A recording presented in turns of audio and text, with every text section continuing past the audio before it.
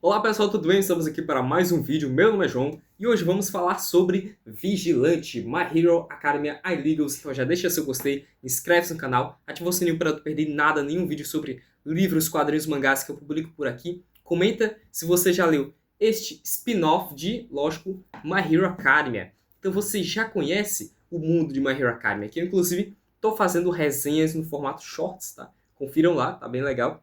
Então você já conhece essa sociedade japonesa, esse mundo em que as pessoas têm dons extraordinários e que, pelo menos no Japão, na legislação do Japão, elas não podem usá-los de forma livremente em espaços públicos para manter a ordem e a paz. Só quem pode, só quem está autorizado a utilizar esses dons são os heróis, que são agentes do governo, são licenciados pelo governo numa espécie de força-tarefa especial, vamos dizer assim, para combater o crime, especificamente a vilania. Aqui você vai ter uma perspectiva um pouco diferente. Primeiro, é uma prequel, tá? Então os eventos que se passam aqui se passam antes da saga principal e também eles não influenciam a saga principal, então é só uma leitura complementar e não essencial. Mas o que é que você tem de proposta aqui? A proposta é, ok, você já conhece os heróis normais, agora você vai conhecer os vigilantes. São civis que combatem o crime e eles não estão licenciados pelo governo, né?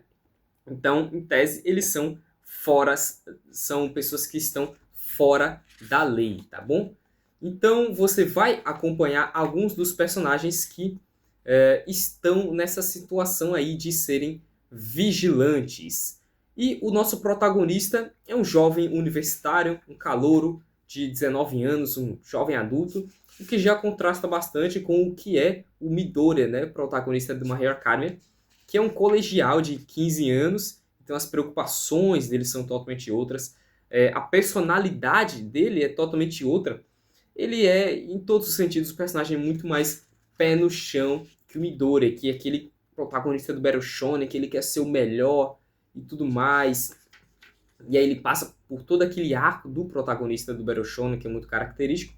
Aqui não, ele vai ter, ele assim, é um cara que tem o seu senso de altruísmo, mas ele prefere ajudar a sociedade de maneiras mais que estão mais ao alcance dele. Até porque o dom dele não é um dom muito extraordinário não, tá? É até meio ridículo.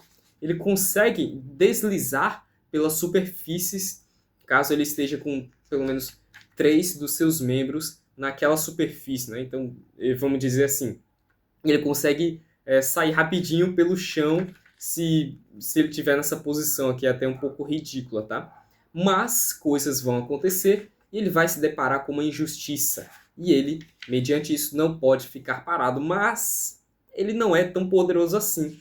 Então, por coisas do destino, ou até mesmo um paralelo, por que não, com o que os primeiros capítulos do My Hero Academia, esse primeiro capítulo do Vigilante, ele faz alguns paralelos com o que é a trama do primeiro capítulo do My Hero Academia, inclusive. Ele vai se deparar com um cara chamado Knuckle Master. E o Knuckle Master, ele é um vigilante. A gente vai inclusive descobrir que ele é uma pessoa sem poder algum, sem dom. Mas ainda assim, ele faz o combate ao crime do jeito dele. E esse jeito dele é um jeito bem violento, é um jeito bem imoral, na verdade. Então, até levanta certas questões sobre, tá, os vigilantes, eles são fora da lei. Então, eles estão à margem do que é, de fato, as regras da sociedade. Então, será que o que eles fazem é certo? Mas também traz alguns pontos como, por estarem fora da lei, os vigilantes eles não têm certas amarras que os heróis têm.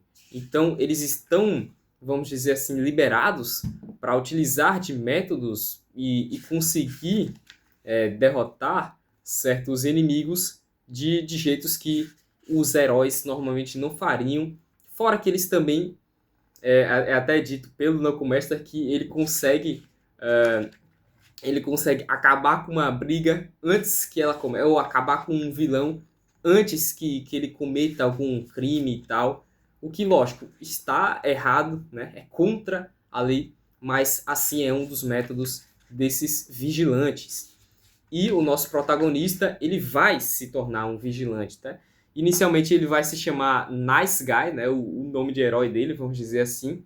E é mais aí depois ele vai se chamar The Crawler, né? Ou rastejante, né? Fazendo referência ao que é o poder dele. E nós também temos uma terceira protagonista, né? Na verdade, o protagonista é só o Crawler mesmo, mas uma terceira personagem principal é a Popstep, né? Deixa eu achar uma... Ah, aqui justamente na contracapa você tem a Popstep, que ela é uma idol, né? Então, nessa cultura japonesa, acho que coreana principalmente, você tem essa figura dos idols, né? Que são cantores pop, que são bem populares, tem fãs fervorosos e tem toda uma cultura sobre isso. E ela é uma dessas idols, só que ela é uma idol que ela, vamos dizer assim, faz isso por hobby também. Então, ela é uma vigilante, ela é uma idol e, ao mesmo tempo, ela é uma pessoa comum.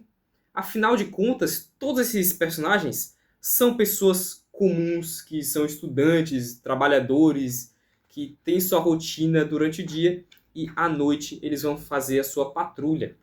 Só que aí você tem uma trama maior sendo construída de que em um subúrbio dessa cidade aqui, que não é revelado qual é a cidade, mas dessa cidade aqui do Japão, está tendo uma onda de uma proliferação de uma droga, que é uma droga que está sendo oferecida a pessoas aleatórias, por um motivo que não se sabe ainda qual é, e essa droga faz com que as pessoas fiquem extremamente violentas e irracionais, e ao mesmo tempo potencializa os seus dons, o que faz com que essas pessoas se tornem, são chamados de vilões repentinos ou vilões instantâneos, porque cometem crimes, né, mas por estarem sob efeito desse entorpecente, é, eles, eles não têm qualquer registro criminal e, enfim, acontece essa situação toda e eles têm que investigar